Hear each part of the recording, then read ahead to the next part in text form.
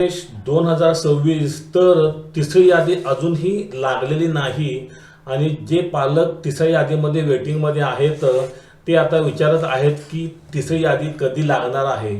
तिसरी यादी लेट जाहीर होण्याची कारणे काय आहेत तर पालकवर्गांनो, आपण आज या व्हिडिओमध्ये बघणार आहोत की तिसरी यादी लेट जाहीर होण्याची कारणे काय काय आहेत.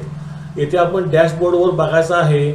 दुसऱ्या यादीमधील पालकांना ॲडमिशन घेण्याची मुदत ही 29/5/2026 रोजी संपलेली आहे आणि आज रोजी जवळपास एक आठवडा होण्यास आलेला आहे. तरीही RTAने तिसरी यादी अजून जाहीर केलेली नाही. पालकांच्या मनामध्ये शंका येणे स्वाभाविकच आहे, कारण एक आठवडा जर यादी जाहीर होत नसेल तर 15 तारखेपासून त्यांना आपल्या पाल्यास शाळेमध्ये कसे पाठवता येईल या आणि विविध शंका पालकांच्या मनामध्ये आहेत. आपण इथे डॅशबोर्डवर बघायचं आहे. 1,05,811 जागा होत्या.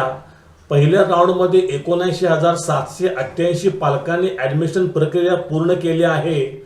दुसऱ्या राऊंडमध्ये 12,936 पालकांना लॉटरी लागली आहे आणि आज रोजी ज्या काही जागा शिल्लक आहेत त्या जागा सर्व या तिसऱ्या यादीमधील पालकांना मिळणार आहेत. पण यांच्या कारभारामुळे लवकर अपडेशन होत नाहीये. याच्यामुळे पालक आता वारंवार प्रश्न विचारत आहेत की नेमकी तिसरी यादी कधी लागणार आहे.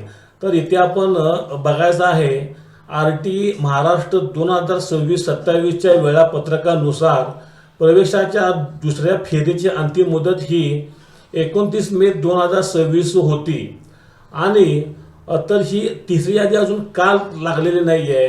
तर जे दुसऱ्या यादीमध्ये पालकांनी अर्ज केलेले आहेत, एकतर ते अर्जाची पूर्णपणे छाननी अजून झालेली नाही आहे, कारण जे काही दुसऱ्या यादीमधील पालकांनी अर्ज केले होते, दस्तावेज तपासणी, अर्जाची छाननी, घर टू घर जाऊन व्हेरिफिकेशन करणे, लोकेशन व्हेरीफाय करणे, यासारख्या गोष्टींचा लोड RTAकडे आहे आणि याच्यामुळेच तिसरी यादी लागण्यास विलंब होत आहे. तर आपण बघायचं आहे की 29 मे 2026 नंतर दुसऱ्या फेरीत निवड झालेल्या विद्यार्थ्यांचे प्रवेश पूर्ण झाल्यानंतर शाळांमध्ये ज्या जागा शिल्लक राहतात याची गणना RTA करत असते आणि तिसऱ्या फेरीची निवड यादी ज्या काही जागा रिक्त राहतात त्या जागा तिसऱ्या यादीला दिल्या जातात. तर जून महिन्याच्या पहिल्या आठवड्यामध्ये ही यादी लागेल असे सांगण्यात आलेले आहे. माझ्या माहितीनुसार पुढील 2 ते 3 दिवसामध्ये ही यादी लागून जाईल. पण काही ठिकाणी असं ऐकण्यास मिळत आहे की 10 जूनच्या अगोदर 100% आपली तिसरी यादी लागणार आहे. तर तिसरी यादी लागल्या वेटेमधील पालकांनो, आपण SMS ची वाट न पाहता आपण RTAच्या अधिकृत पोर्टलवर जाऊन ॲप्लिकेशन स्टेटस चेक करायचे आहे आणि लगेचच आपली कागदपत्र तयार ठेवायची आहेत, कारण तिसऱ्या यादीला आता जास्त कालावधी राहिलेला नाही आहे आणि आपणास पुढे जास्त वेळ देखील मिळणार नाही. त्याच्यामुळे आपण आपली कागदपत्र पडताळणी वेळेमध्ये करून घ्यायची आहे. आणखी एक मुद्दा आहे की तांत्रिक समस्या. सर्व्हरचा बऱ्याचशा वेळा प्रॉब्लेम होत असतो आणि प्रशासकीय मान्यता पण त्याला आवश्यकता असते.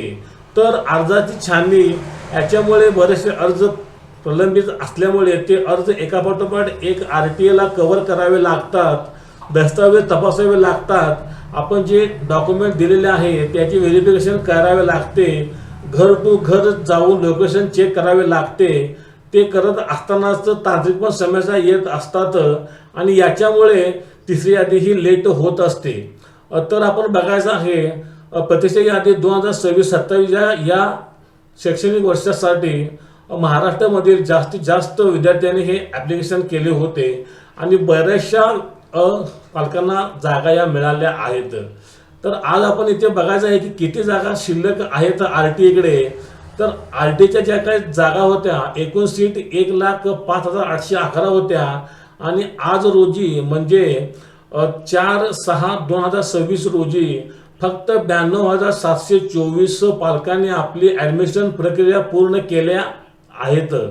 याचा सरळ अर्थ असा आहे की 13,087 जागा या सर्व जागा तिसऱ्या यादीमधील पालकांना मिळणार आहेत.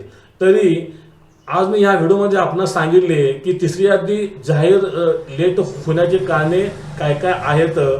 तर तिसऱ्या यादीमधील पालकांनो, आपण दुसऱ्या व पहिल्या यादीचा अनुभव लक्षात घेता आपण आपले डॉक्युमेंट अप टू डेट ठेवायचे आहेत आणि जशी तिसरी यादी लागेल तेव्हा आपण SMS ची वाट न पाहता आपले ॲप्लिकेशन स्टेटस चेक करायचे, डॉक्युमेंटेशन व्हेरिफिकेशन करून घ्यायचे आणि लवकरात लवकर आपल्या पाल्याची ॲडमिशन प्रक्रिया पूर्ण करून घ्यायची आहे. तर पालकांनो, आपणास RTE संदर्भात काहीही जर आपल्या मनामध्ये शंका असतील आणि जर माझ्याकडून उत्तर हवे असेल तर आपण मला लगेचच कमेंट करा, आपणास त्याचा तात्काळ रिप्लाय देण्यात येईल.